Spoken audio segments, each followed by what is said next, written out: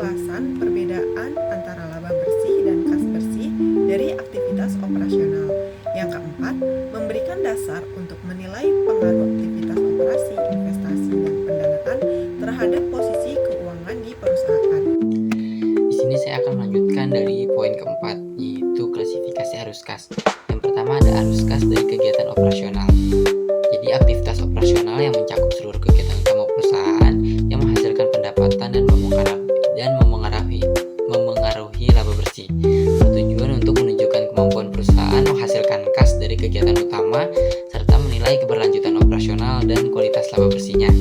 Contoh arus kas masuknya ada penerimaan kas dari penjualan barang atau jasa, penerimaan kas dari penagihan piutang usaha. Terus ada contoh arus kas keluarnya. Yang pertama ada pembayaran kas untuk pembelian bahan baku dan barang dagang. Yang kedua ada pembayaran gaji dan tunjangan karyawan. Terus di sini ada metode penyajiannya ada dua. Yang pertama metode langsung, yaitu menyajikan penerimaan dan pengeluaran secara rinci, menunjukkan sumber daya dan penggunaan kas secara nyata dari kegiatan operasional. Metode keduanya ada metode tidak langsung. Ini dimulai dari laba bersih yang disesuaikan dengan item-item non-kas seperti amortisasi dan lain-lain.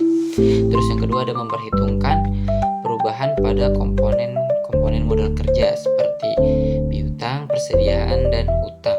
Ini yang klasifikasi arus kas yang kedua ada arus kas dari kegiatan investasi. Jadi aktivitas investasi ini melibatkan penggunaan dan penerimaan kas yang berkaitan dengan perolehan atau pelepasan aset jangka panjang serta investasi lain.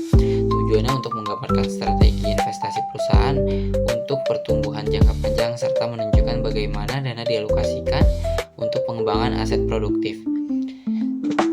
Ini ada arus kas masuknya, contohnya itu ada penerimaan hasil penjualan aset tetap seperti tanah, bangunan, mesin, dan lain-lain. Terus ada penjualan saham atau obligasi perusahaan lain. Ini lanjut ke contoh arus kas keluarnya.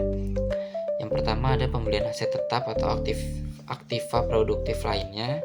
Yang kedua itu ada pembelian surat berharga atau saham sebagai investasi jangka panjang.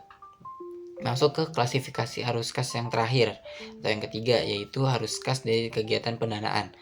Jadi aktivitas pendanaan mencerminkan transaksi yang menyebabkan perubahan dalam jumlah dan komposisi modal serta kewajiban jangka panjang perusahaan.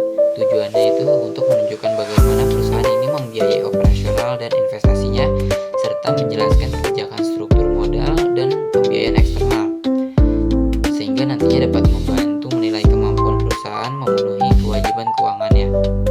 Ini ada contoh arus kas masuknya, itu ada penerimaan kas dari penerbitan saham baru, terus juga ada penerimaan kas dari pinjaman jangka panjang atau penerbitan obligasi. Lanjut ke contoh arus kas keluarnya. Itu yang pertama ada pembayaran dividen kepada pemegang saham, yang kedua ada pelunasan pinjaman jangka panjang atau pembelian kembali obligasi. Sekian presentasi dari kelompok 4. Kurang lebihnya mohon maaf. Terima kasih. Assalamualaikum warahmatullahi wabarakatuh. Dadah.